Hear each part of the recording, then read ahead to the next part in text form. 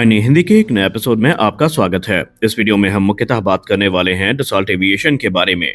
Dassault aviation को लेकर हम लोग ये तो जानते थे कि ये भारत में राफेल के प्रोडक्शन को लेकर इंटरेस्टेड हैं, लेकिन हम लोग इस चीज़ को लेकर भ्रमित थे या हमें उतनी नॉलेज नहीं थी कि इसके पीछे जो प्लानिंग है वो कब से शुरू होगी और कब तक डसॉल्ट एविएशन इसको लेकर एक्शन में आएगा। तो एक लंबे अरसे के बाद ही सही, लेकिन डसॉल्ट एविएशन के सीईओ ने इस पर एक बड़ी टिप्पणी करी है। एक तरफ जहां भारत में हाल ही में एमआरएफए को लेकर ये स्पष्टीकरण सामने आया है कि प्रोग्राम अंडर कंसिडरेशन है और इसमें एफजीएफए की एंट्री ऑलरेडी हो चुकी है, तो इसी बीच फ्रेंच की पत्रिका जिसका नाम बेसिकली ल्यूसन नोवेल है, इस पर बात करते हुए डसॉल्ट एविएशन के सीईओ एरिक ट्रैपियर ने एक बहुत बड़ी घोषणा करी है। उन्होंने कहा है कि वो इस समय भारत में राफेल की जो फाइनल असेंबली लाइन है उसको इस्टेब्लिश करने की अपॉर्चुनिटीज जो हैं उनको एक्सप्लोर कर रहे हैं, और अगर सब कुछ सही रहा तो आने वाले भविष्य में राफेल फाइटर्स का निर्माण भारत में होता दिखाई पड़ेगा। एरिक ट्रैपियर ने यह भी कहा कि यहाँ पर सबसे चीज़ हमें इंटरेस्टिंग देखने वाली ये होगी कि भारत इस समय खुद एक बड़े ऑर्डर को प्रिपेयर कर रहा है जो कि डसॉल्ट एविएशन को मिलने वाला है, और अगर ऐसा हुआ तो फिर निसंदेह भारत में जो फाइनल असेंबली लाइन है राफेल फाइटर की, इसको हम शुरू करेंगे ताकि जो नया वर्कलोड है उसको एब्जॉर्ब किया जा सके। डसॉल्ट एविएशन की तरफ से जो राफेल फाइटर बनाए जाते हैं इन्हें मौजूदा समय में सबसे एडवांस 4.5 जनरेशन की संख्या में रखा जाता है, श्रेणी में रखा जाता है,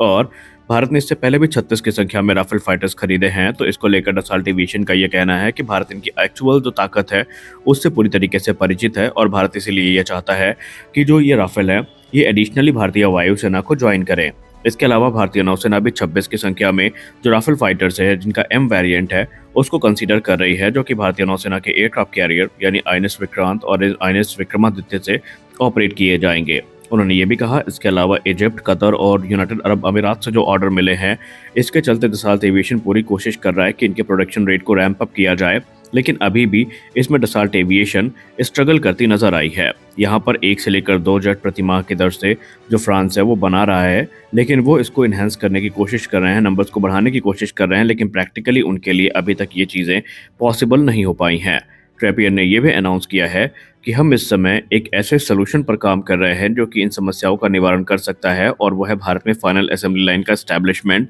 और ये चीज़ें नासिक में हो सकती हैं। लेकिन आपको बता दें कि ये इतना आसान भी नहीं होने वाला है, क्योंकि डसॉल्ट एविएशन पहले भी पूर्व में क्लियर कर चुकी है कि नंबर्स यहाँ पर महत्वपूर्ण भूमिका निभाएंगे, और डसॉल्ट एविएशन ने पहले भी कहा था कि अगर ऑर्डर के नंबर जो है 80 से 100 के बीच में होते हैं या उससे ज़्यादा होते हैं तो ही डसॉल्ट एविएशन यहाँ पर जो लोकल प्रोडक्शन लाइन या असेंबली लाइन है इसको बेसिकली इस्टेब्लिश करने पर विचार करेगी। तो देखना इंटरेस्टिंग होगा कि डसॉल्ट एविएशन का जो इस समय ये बयान आया है प्रैक्टिकली वो इसमें कितना कह सकते हैं अमल करते हैं, क्योंकि at the end of the day ये पहली बात 2 चीज़ों पर फैक्टर यहाँ पर निर्धारित होगा कि अगर राफेल डील साइन होती है तभी ये प्रोडक्शन लाइन देखने को मिलेगी, और नंबर अगर 80 से ज़्यादा होते हैं तो ही इस कंडीशन में ये जो प्रोडक्शन लाइन है वो यहाँ पर देखने को मिलने वाली है। आपको बताते चलें कि जब बात एमआरएफए प्रोग्राम की होती है तो भारतीय वायुसेना प्रमुख ने खुद ये चीज़ कही है कि हमारे लिए वो सारे ऑप्शंस इस समय ज़रूरी हैं जो हमारी ताकत को तुरंत बढ़ा सकते हैं। उन्होंने कहा हमारे पास ज़्यादा समय बर्बाद करने का वक्त नहीं है, ऑलरेडी ये प्रोग्राम काफ़ी ज़्यादा डिले हो चुका है, और रिपोर्ट्स तो ये भी इंगित कर रही हैं कि एमआरएफए में जो अब 5th जनरेशन फाइटर एयरक्राफ्ट है जैसे SU-57 और F-35 इनको भी इंक्लूड किया जा रहा है। अगर ये हमारी जो शर्त रखी गई हैं उसको पूरा करते हैं तो फिर यहाँ पर इन फाइटर्स को भी कंसीडर किया जा सकता है। तो देखते हैं आने वाले भविष्य में भारतीय वायुसेना को कौन सा फाइटर एयरक्राफ्ट मिलता है और कैसे भारतीय वायुसेना का भविष्य ये निर्धारित करते हैं। उम्मीद तो पूरी है कि कोई बड़ा निर्णय शीघ्र आने वाला है, लेकिन कब तक आएगा इस पर कोई टिप्पणी नहीं की जा सकती। अगली रिपोर्ट में बात करने वाले हैं मुख्यतः लार्सन टुब्रो के बारे में, क्योंकि लार्सन टुब्रो वो पहली प्राइवेट कंपनी बन सकती है जो संभावित है कि तेजस की प्रोडक्शन लाइन को मैनेज करे। आइए जानते हैं पूरा मामला क्या है। लार्सन टुब्रो जो कि भारत की बड़ी प्राइवेट सेक्टर डिफेंस मैन्युफैक्चरर हैं, उन्होंने ऐसा सिग्नल दिया है कि अब वो भारत के एयरक्राफ्ट निर्माण के कार्य में अपनी भूमिका को सुनिश्चित करना चाहते हैं, और भारतीय वायुसेना जो घटती स्क्वाड्रन क्षमता से परेशान है उसको उबारने में ये महत्वपूर्ण भूमिका निभाने वाले हैं। इंडियन एयरफोर्स इस समय लगातार एचएएल को इस चीज़ के लिए फोर्स कर रही है कि एयरक्राफ्ट की डिलीवरी जल्दी से जल्दी शुरू किया जाए, लेकिन इसी बीच जयंत दामोदर पाटिल जो कि लार्सन टुब्रो के head of aerospace and defence है, उन्होंने ये हिंट दिया है कि कंपनी का इंटरेस्ट इस समय एक प्रोडक्शन लाइन को स्टैब्लिश करना है जहां पर इंडिजिनस फाइटर जेट्स को मैन्युफैक्चर किया जाएगा, और ऐसे में जो एयरक्राफ्ट होंगे ये भारतीय वायुसेना की रिक्वायरमेंट के हिसाब से बनाए जाएंगे, और जो डिलीवरी रेट है वो भी काफ़ी फास्ट होगा। उनके स्टेटमेंट ऐसे समय पर आई है जब भारतीय वायुसेना प्रमुख खुद इस चीज़ को समर्थन दे रहे हैं कि जो प्राइवेट सेक्टर है उसको पब्लिक सेक्टर के साथ हाथ मिला करके जो एयरक्राफ्ट निर्माण की प्रक्रिया है इसकी शुरुआत कर देनी चाहिए। इंडियन एयरफोर्स इस समय तकरीबन 200 फाइटर जेट्स की कमी से जूझ रही है और इनके पास तकरीबन 42 एक्टिव स्क्वाड्रन होनी चाहिए थी, लेकिन सिर्फ 31 एक्टिव स्क्वाड्रन यहाँ पर हैं। और क्योंकि अब यहाँ पर आने वाले भविष्य में 2040 तक 250 से ज़्यादा एयरक्राफ्ट जिसमें MiG-21, जैगुआर और पुराने मिराज 2000 शामिल हैं, इनको रिटायर किया जाना है। तो ऐसे में भारतीय वायुसेना को अगले 15 वर्षों में तकरीबन 450 फाइटर जेट्स की ज़रूरत पड़ने वाली है। और भारतीय वायुसेना का ये मानना है कि ये चीज़ें सिर्फ पब्लिक सेक्टर के भरोसे पूरी नहीं हो सकती, इसमें पब्लिक और प्राइवेट सेक्टर दोनों की भूमिका काफ़ी महत्वपूर्ण रोल प्ले करेगी और इसीलिए भारतीय वायुसेना चाहती है कि दोनों को साथ में मिलकर काम करना चाहिए। हालांकि अब अगर हम लासन टोब्रो की बात करें तो लासन टोब्रो पहले भी कई बड़े डिफेंस प्रोग्राम का हिस्सा रही है, जैसे K9 वज्र हो गया और दूसरे प्रोग्राम हो गए, और उन्हें डिफेंस मैन्युफैक्चरिंग का अच्छा खासा अनुभव भी है। और इसी बीच पाटिल सर ने यह भी रिमार्क किया कि हम इस समय भारतीय वायुसेना की अर्जेंसी को समझते हैं और इसीलिए प्राइवेट सेक्टर इस समय अपने भूमिका को निभाने के लिए पूरी तरीके से तैयार है और हम तेजस जैसे प्रोग्राम पर काम कर सकते हैं। हालांकि स्पेसिफिक जो वेरिएंट है उसका नाम सामने नहीं रखा गया, लेकिन माना जा रहा है कि उन्होंने तेजस मार्क 1 और तेजस मार्क 2 के संदर्भ में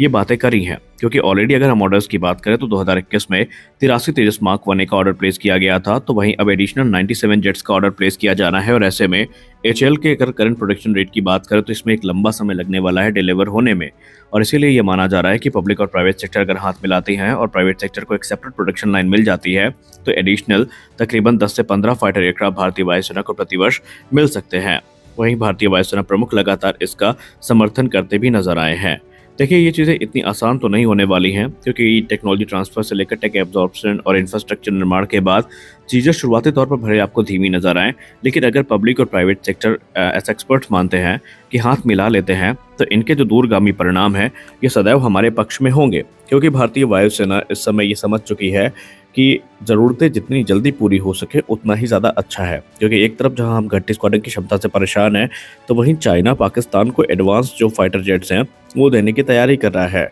और भारतीय वायुसेना ने खुद पहले इस बात को रोल आउट किया है कि फिलहाल तो वो किसी एक्टिव फिफ्थ जनरेशन फाइटर की तरफ नहीं देख रहे हैं, लेकिन अगर पाकिस्तान को जो J-35 जैसे एयरक्राफ्ट है वो मिलते हैं तो फिर ऑफ द शेल्फ जो खरीद है वो यहाँ पर हो सकती है, जहाँ पर बने बनाए जो FGFA हैं ये भारतीय वायुसेना लिमिटेड नंबर्स में ले सकती है। तो देखते हैं आने वाला भविष्य क्या होता है। हम तो यही उम्मीद करेंगे कि लार्सन एंड टुब्रो को इस प्रोग्राम का हिस्सा बनाया जाए, ताकि जो एयरक्राफ्ट प्रोडक्शन रेट है इसको ऊपर किया जा सके और अधिक से अधिक संख्या में जो फाइटर जेट्स हैं ये भारतीय वायुसेना को मिल सकें। आपका इसको लेकर क्या विचार है? क्या आप इस बात का समर्थन करते हैं कि हमें भारतीय वायुसेना की इस डिमांड को पूरा करना चाहिए? आप अपनी राय कमेंट सेक्शन में जरूर दीजिए। तो आज के इस वीडियो में बस इतना ही, मिलते हैं अगले वीडियो में कुछ और अपडेट्स के साथ। तब तक के लिए जय हिंद।